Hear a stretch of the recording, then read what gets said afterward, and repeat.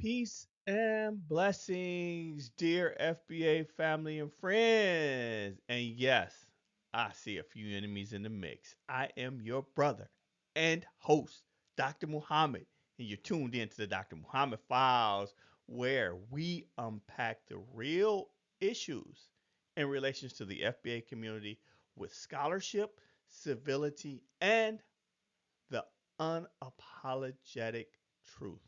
So, welcome to episode 6. Today, we dive into chapter 6 of Dr. Feagin's essential work. Chapter 6 is called Black Counterframing and Liberatory Action from the 1900s to the 1970s. So, FBA family and friends and enemies who are lurking, in this chapter, Dr. Feagin, he examines how even as Jim Crow segregation took firm root by the 1890s, a powerful wave of resistance from the foundational black Americans community began to rise.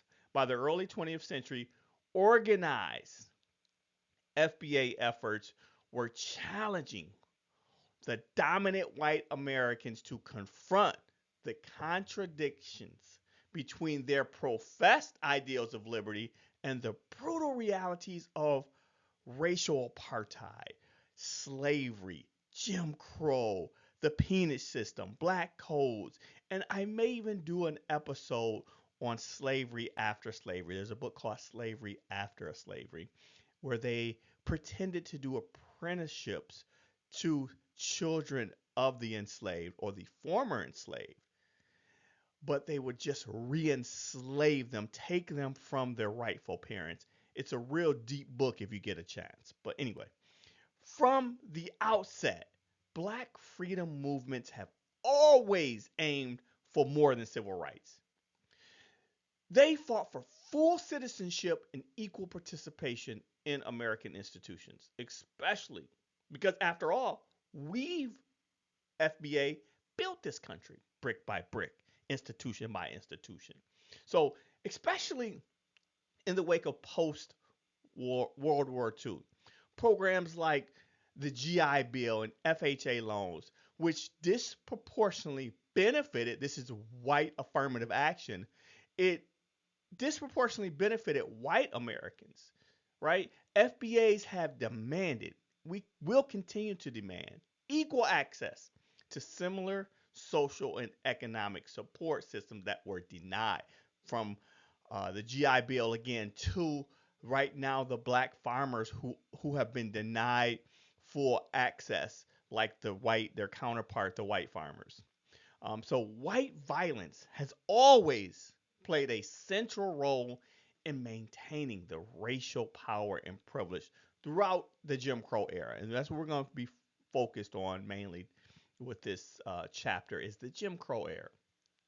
Yet, much of the conventional analysis of the long civil rights movement, spanning from the 1910s to the 1960s, is where we're kind of focused at. It tends to downplay the persistent and pervasive nature of this violence, right?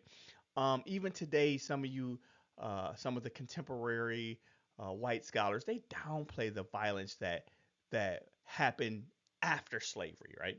So while many scholars acknowledge the tragic loss of FBA lives through lynchings, bombings, and other acts of racial terror, it was terrorism.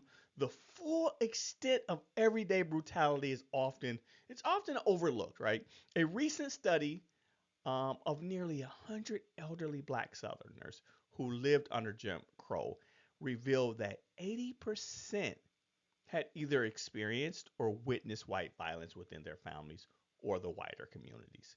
So, this stark reality, FBA family friends, and you enemies, it highlights the extraordinary, the courage, intelligence, and the outright resilience that defined the FBA resistance during this era.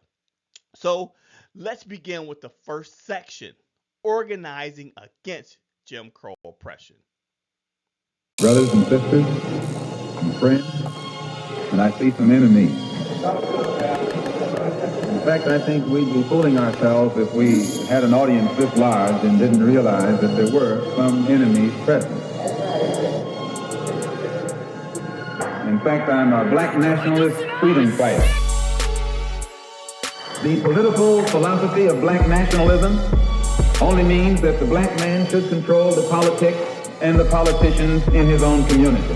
The time when white people can come in our community and get us to vote for them so that they can be our political leaders and tell us what to do and what not to do is long gone. By the same token, the time when that same white man, knowing that your eyes are too far open, can send another Negro into the community, get you and me to support him so he can use him to lead us astray, those days are long gone.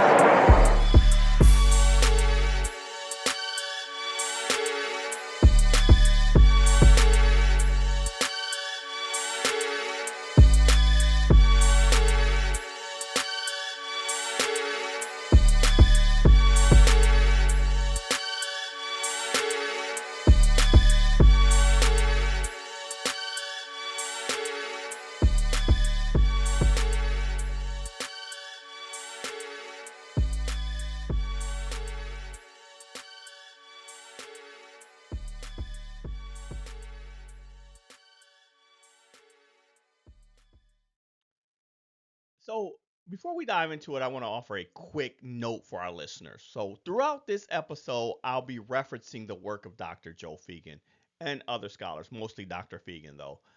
You may notice that some of them continue to use the outdated and inaccurate misnomer African American. Well, I'll only use that label when quoting them directly. As I've said in nearly every episode of this podcast, as well as previous podcasts, an ethnogenesis has occurred. We, foundational Black Americans, are not some generic Africans. I personally identify as foundational Black American or Freedmen, a distinction that carries both cultural and legal significance. For example, my family has been in this land for generations and to our knowledge has not been to Africa and have has no connection to Africa, no cousins, no grandmothers in at least the past 500 years. For example, my great great grandmother, who I talk about, and I may do a podcast on my lineage in the near future, is of native ancestry. So why would I just claim African and I have no connection whatsoever to African culture, relatives, or the likes? So we built America. Who? FBA built America, as the very book I'm commenting on acknowledges. And that history, it deserves to be named and respected. So let's get started. To understand the nature of black resistance during the Jim Crow era, it's important to recognize the dual strategies, nonviolent versus resistance or self defense, that emerge among those fighting for liberation. Dr. Joe Feagin, he offers a critical framework for this in his analysis of black counterframing and liberatory action. Dr. Feagin writes, African Americans continue to organize and protest oppression over decades of brutally harsh Jim Crow segregation. By the early 20th century, organized resistance efforts took two overlapping and interacting tracks, one mostly emphasizing civil rights, racial integration, and nonviolent strategies, often termed the civil rights movement, and the other heavily emphasizing black self determination, black political economic power, and aggressive self defense, often termed the Black Power movement or Black nationalism. One time I was reading the book by our brother Kwame Ture or Stokely Carmichael called Black Power, and I was in this tire shop with this white supremacist owned. He was actually made the news. His name was Whitney, I believe. Well, anyway, he tried to call me out or confront me about the Black Power book and say if that was a White Power book, I'd be called a racist. And I had to explain to him that when we say Black Power, we simply mean we want to control the politic and the economics in our community, whereas white power historically have been to control the bodies and everything uh, uh, attached to the body and mind, economic finances of black people. So that's the difference. So organized efforts in both tracks, however, it demonstrated a recurring emphasis on black consciousness and a determination to bring major change in racist patterns. We talk about black consciousness, and this is where you get the word woke from. The racist right, as I call it the racist right and the racist left. Both are, in my opinion, anti-black racists. Uh, but the word consciousness, we were using the word woke before we were using the word consciousness, or we were using them simultaneously, I should say. Both meant to understand that there is global white supremacy. Well, the right, as it usually it normally does, it takes everything that we do, FBA, and co-opt it. So both nonviolent and resistance, it it reflects a distinctive oppositional consciousness, as Dr. Feagin says, and strong black counterframing of society. So these dual tracks approach, it reflects the complexity and the depth of foundational black American resistance. Not just a fight for inclusion. We're not just fighting to use the same toilet as white folks, right? We but a demand for autonomy, for dignity, and for systemic transformation. These movements were not monolithic, right? They were multifaceted. They were rooted in a shared consciousness and a refusal to accept the status quo. I think one thing that we did make a mistake was that we abandoned it. Once we did get certain rights, we abandoned our businesses to go work for the dominant society. This, I believe, was a mistake. So Feagin continues. As Jim Crow segregation expanded even more in the early decades of the 20th century, African Americans countered with increasingly powerful civil rights organizations such as the NAACP. From the 1910s to the 1940s, enlarged civil rights organizing, together with new electoral participation by Southern black migrants now in northern cities, was substantially responsible for the white elite's increasing concern with taking some action against Southern segregation. So, while the NAACP was instrumental in early civil rights litigation and advocacy, its current stance, particularly on reparations, stands in direct opposition to the interests of foundational black Americans. A clear example of this is the San Francisco chapter's rejection of a proposed $5 million direct reparations payment to direct descendants of foundational black Americans, lineage based reparations. So instead, they advocate for generalized investments in education, housing, and healthcare. Measures that are not reparations. These are not reparations. The only thing that is reparations, in my opinion, in my scholarly opinion, is cash payment, lineage based reparations. Um, these measures that they're proposing will benefit other ethnic groups while ignoring the specific historical debt owed to foundational black Americans. And reparations is a debt owed, it's not a handout. And the NAACP, the Democratic Party, they're intentionally doing this. The Democratic Party is they're done with foundational Black Americans, and we're done with them, quite honestly. Uh, and so they want to give reparations to everyone, including someone who came here last week. They're now advocating. Look this up, FBA family, friends, and you enemies. They're currently working on reparations for illegal immigrants that they say have been disenfranchised.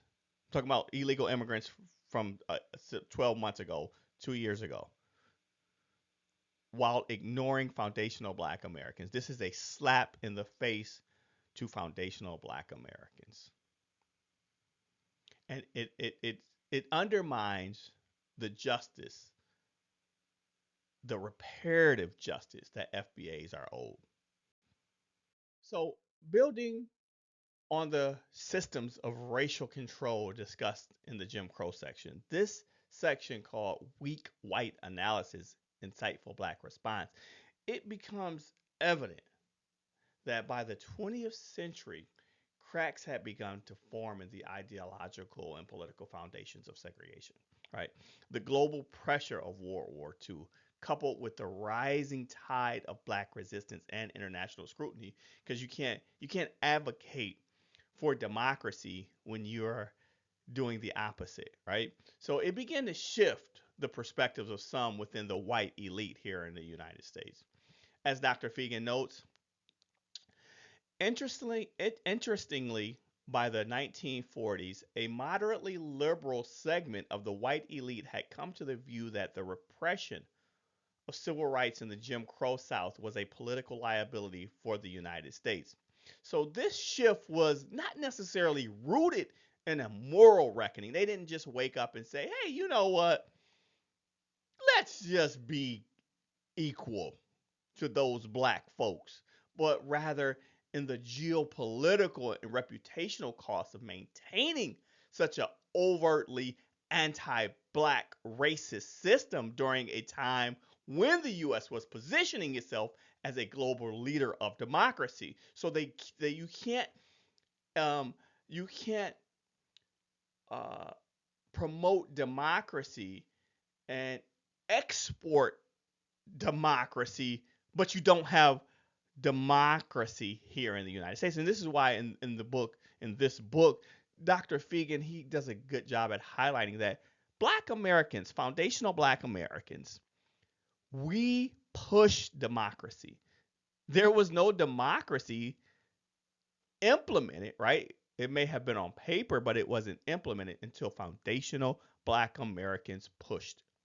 So a pivotal example of this evolving consciousness was the publication of An American Dilemma in the 1940s, a landmark study funded by the Carnegie Corporation and authored by Swedish economist and social scientist Gunnar Myrdal, I think is how you pronounce his name. And as Feagin explains, a major example of this response was the very important 1940 study of the Southern segregation, An American Dilemma, that I have touched upon in previous chapters, he says. The author, liberal social scientist Gunnar Myrdal, was a member of the white elite and was funded by a major corporate foundation, Carnegie. The book critically dissected Jim Crow oppression, yet the individualistic view highlighted in the book presented a racial segregation as primarily a matter of Southern white prejudice. In Myrdal's view, white Americans were also under the spell of the American creed, which assented ideals of the essential dignity of the individual human being, of the fundamental equality of all men. This framing was not without its critics, right? Particularly among foundational black American intellectuals who saw Myrdal's analysis as kind of oversimplistic and insufficiently attuned to the structural and material dimensions of anti black racism. So Feagin continues, African American analysts such as Du Bois and Ellison were vigorously critical of Myrdal's analysis for leaving out whites' well institutionalized material interests and the importance of black agency in bringing significant racial change. Similarly, pioneering black sociologist Oliver Cox faulted the study for failing to recognize that the problem of the United States racism is far more than prejudice. You see, folks, this intellectual clash between superficial liberal interpretations and incisive Black scholarship, it reveals a deeper truth. Meaningful racial progress has never stemmed solely from elite benevolence or abstract ideals. You know, the white, a lot of white scholars and also normal people, normal day people, was they say, oh well, what about all the white union members that fought for your freedom, right? That is a oversimplistic view of history. Instead, it has been driven by the persistent strategic efforts of black thinkers and activists who refuse to let anti-black racism be reduced to mere prejudices. Right? You hear this a lot in society. Oh, well, everybody's prejudiced, everybody's racist. Their critiques expose the material interests and institutional structures that sustained white supremacy, challenging the nation to confront not just its contradictions to freedom, liberty, and equal justice, but its complicity. And this is why reparations is due, because it was the United States government who was complicit in not only slavery, but leading up until the mass incarceration of today. So, in doing so, they laid the groundwork for a more honest and transformative discourse, one that recognizes Black agency, not as a footnote to history, but as a driving force. In other words, we are the foundation of democracy. We built America. Foundational Black Americans built America. So, following the critiques of liberal white analysis and the powerful responses from Black intellectuals, the next phase in the struggle for racial justice unfolded through direct action and grassroots organizing. The civil rights movement did not emerge in a vacuum. It was built on decades of resistance, collaboration, and strategic mobilization. A lot of people would have you think, oh, all of a sudden in the 1960s, the civil rights movement, Rosa Parks didn't give up her seat, and the civil rights movement was created. But that's not true. It had been decades and decades of resistance that led up to the civil rights movement in the 1960s. As Dr. Feagin asserted, from the 1920s through the 1960s, Southern civil rights leaders worked together in numerous organizing efforts, periodically with support of whites. During World War II, the prominent black educator Jordan Hancock worked with the white liberal Jesse Daniel Ames in setting up a Durham, North Carolina conference. There, 60 Southern black leaders drew up a new charter of race relations, calling for reforms to reduce Jim Crow discrimination in education, agriculture, and military service. So, this rare biracial, if you will, collaboration gave rise to the Southern Regional Council in 1943, a group committed to the truth telling and racial equality. But notice it didn't just the civil rights movement just appear out of nowhere, right? As Feagin noted, out of this rare biracial collaboration arose the Southern Regional Council established in 1943 with black and white co-chairs and a motto of we seek to find and tell the truth. Yet, even as such efforts gained momentum, backlash from Southern politicians sought to suppress the growing influence of the NAACP. Um, Dr. Feagin says some came from Southern politicians who sought to suppress the freedom seeking NAACP organization, and for a time they were successful.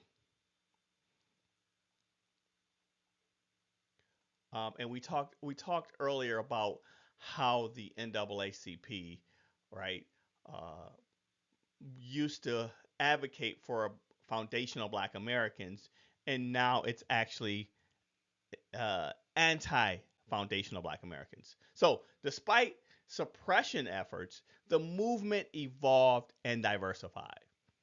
Feagin went on to aver, however, this suppression stimulated the activity in the South of other organizations, including the Southern Christian Leader Conference, or the SCLSLC, the Congress of Racial Equality, or CORE, and the Student Nonviolent Coordinating Committee called SNCC. These organizations, coupled with more local groups, engaged in hundreds of sit-ins, freedom rides, and other nonviolent protests across the southern states. So, FBA family friends, the civil rights movement was not simply a response to injustice, it was a declaration of black agency, strategy, and resilience. While white liberal allies, they played roles in early organizing, it was black leadership, foundational black American leadership, and vision that propelled the movement forward. From the drafting of the new Charter of Race Relations to the courageous actions of SNCC and CORE, the fight against Jim Crow was not won through abstract ideals, but through concrete resilience.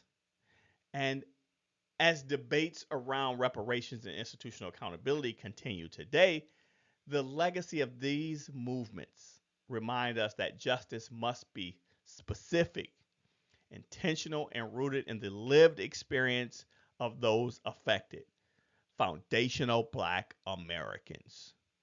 We cannot let other groups hijack our reparations. You see, the reparations movement now is gaining momentum, but they're intentionally putting um, African and Caribbeans who are against reparations, lineage based reparations for foundational black Americans. And in my dissertation, I talk about how, and these are some of the participants' accounts of how the institutions they get uh, first and second generation African and Caribbeans to get hire them on for positions such as DEI, and they're actually anti DEI, believe it or not. So uh, we have to be strategic about our fight and our liberation um, for foundational Black Americans in today's world. So while the mainstream narrative of the civil rights movement, it often highlights nonviolence as its hallmark, right? Dr. Joe Feagin, he challenges this oversimplified view by emphasizing the critical, though frequently overlooked, role of armed self-defense and black resistance efforts. As he notes, the commonplace image of the civil rights movement is one of the black movement in passive resistance to oppression.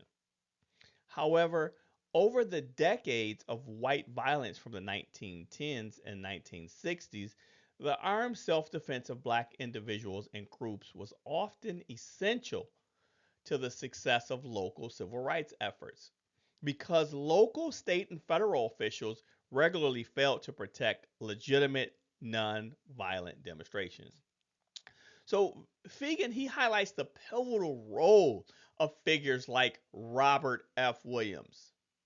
He says, a black nationalist strongly committed to black self-determination and power, Williams became famous in the 1950s and 1960s for asserting publicly that black Americans must counter violence with armed resistance.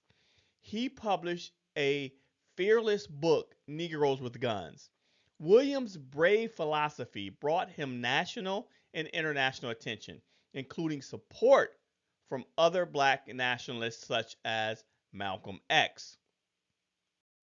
Feagin, he further elaborates on how this approach quietly underpinned many local civil rights efforts. He says, most armed civil defense groups got little attention, especially in the states of Louisiana, Mississippi, and Alabama. The voter registration and other desegregation activists of the NAACP, CORE, and SNCC were often quietly protected by armed black men, Many of these men were veterans, and most were experienced in keeping firearms to protect their homes from white terrorism. Some civil rights leaders or their bodyguards had hidden firearms. As Dr. Martin Luther King Jr. once put it, the right to defend one's home and one's persons when attacked has been guaranteed through the ages of common law. So these accounts it reveal a more complex and courageous legacy of the movement, one in which self-defense and collective protection were not contradictory to nonviolence, but essential to its survival. Again, we were not just docile Negroes. Even Martin Luther King was rumored to have carried a pistol protection. So, understanding this fuller history challenges romanticized narratives and affirms the depth of Black agency in the struggle for liberation, and that foundational Black Americans weren't just docile Negroes. Building on the hidden tradition of armed self defense within the civil rights movement, it is also essential to recognize the widespread, often spontaneous uprisings that erupted across the country in response to systemic anti Black racism. These revolts, frequently mischaracterized or overlooked, represented another form of resistance rooted in the lived experiences of foundational Black American communities facing persistent oppression. Dr. Feagin explains violent Black protests against oppression also took the form of hundreds of more or less spontaneous urban uprisings in the South, North, and West. You see, FBA family, friends, and enemies, these events were not coordinated through national organizations, but rather erupted organically from the frustration and desperation of marginalized FBA communities. And this is what they're still fearful of, the grassroots coming together and being codified. That's why a lot of people, both liberals, both illegal immigrants and immigrants, do not want FBA to self delineate. This is a problem, right?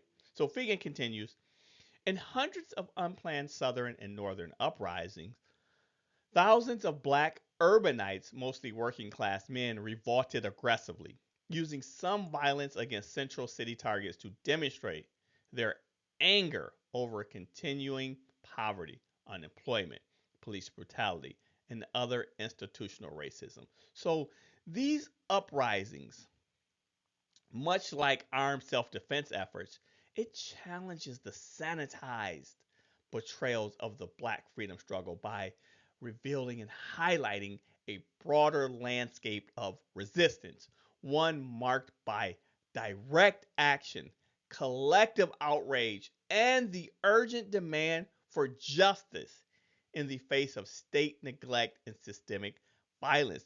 This is why, again, and you'll hear me repeat it over and over, reparative justice through the form of cash payment as a form of reparations to foundational Black American descendants of the enslaved here in the United States is a must.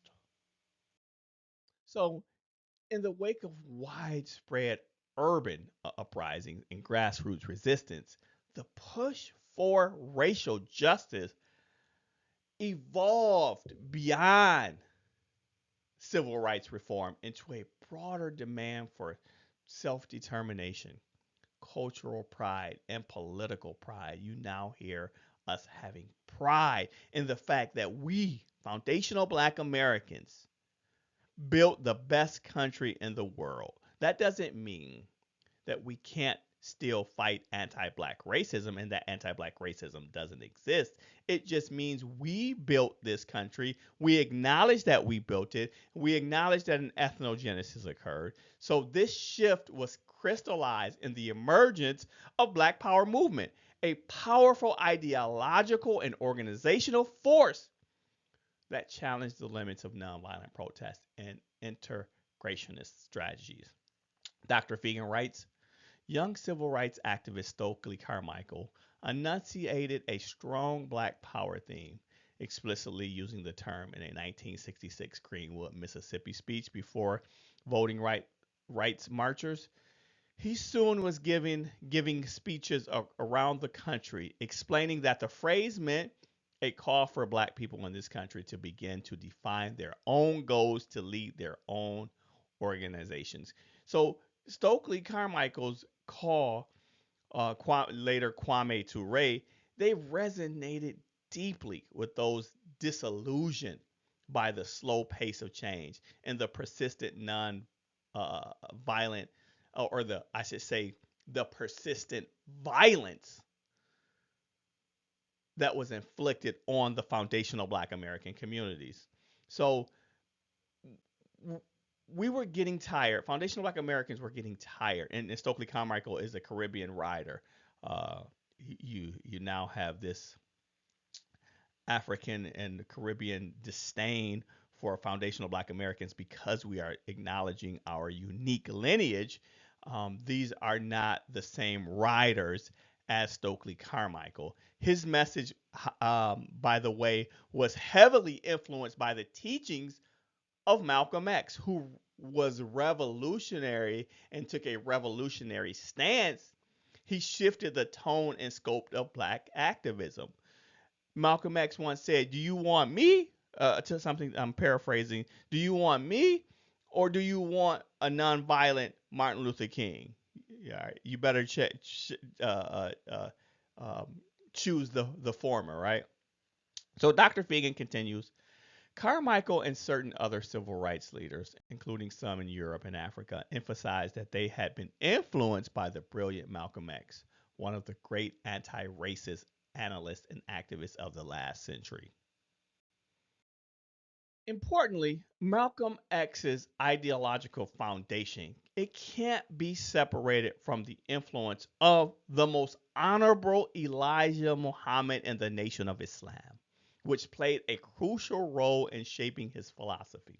Dr. Feagin acknowledges Malcolm X sought to put whites on the defensive in regard to white racism. For a time, leading minister of the Nation of Islam, he emphasized positive Black consciousness, appreciation of Black culture, and commitment to aggressive resistance to oppression. As a point of clarification, FBA family, friends, and whoever enemies are still lurking, Malcolm X would not have become the iconic figure he is today without the theological, culture, and political teachings of the most honorable Elijah Muhammad and the Nation of Islam. However, what has happened in the past and still continues, many white scholars, even some Pan-Africanists, they attempt to erase this influence, frequently invoking Malcolm's assassination while omitting the deep spiritual and ideological training that he received. These revisionist efforts, it distort the historical record and it minimizes the Nation of Islam's central role in shaping modern Black political thought. And Dr. Feagin, he closes this section by noting the rise of one of the most iconic organizations of that era. He says, among the more important of the 1960s Black Power organizations were the Black Panthers, organized in fall 1966 by Huey P. Newton and Bobby Seale. He adds, Dr. Feagin, mostly operating in northern and western cities, Panther organizations pressed hard for significant improvements in everyday lunch programs, housing, and job opportunities, particularly in central cities such as those of Detroit, Chicago, and New York. So the Black Power movement was rooted in self defense, self determination, and revolutionary consciousness. It expanded the struggle for liberation by challenging not just laws, right, but the very system and ideologies upholding white supremacy. It redefined what it meant to be free, black, and politically empowered in America.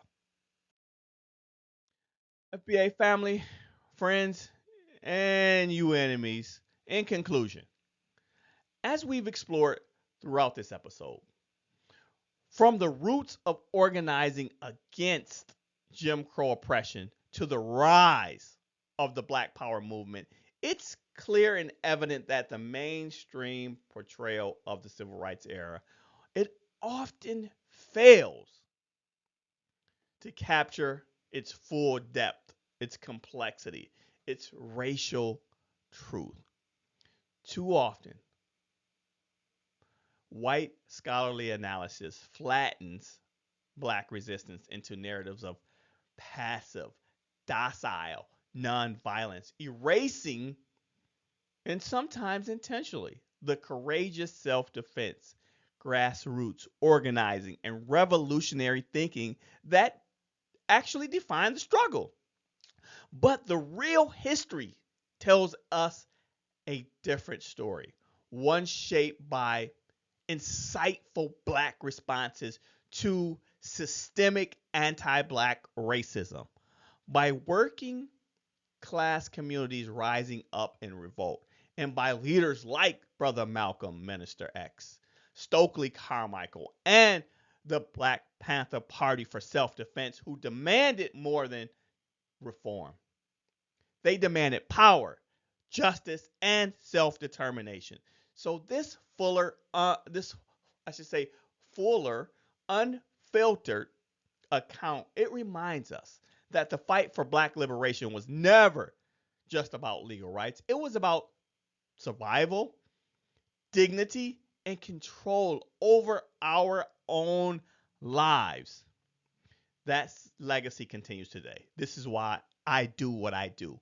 And it's our responsibility to honor it by telling the truth, refusing revisionist history, and building on the radical foundation laid by those who came before us.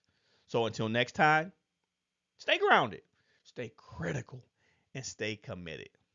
The fight for foundational Black American recognition is far from over, but through education, activism, and self determination, we will reclaim our rightful place in history. Our ancestors built this nation brick by brick, law by law, institution by institution. And now it is our duty to secure the justice, wealth, and legacy they were denied. FBA family, friends, and enemies, maybe not you enemies, but the future of foundational Black American empowerment is in our hands.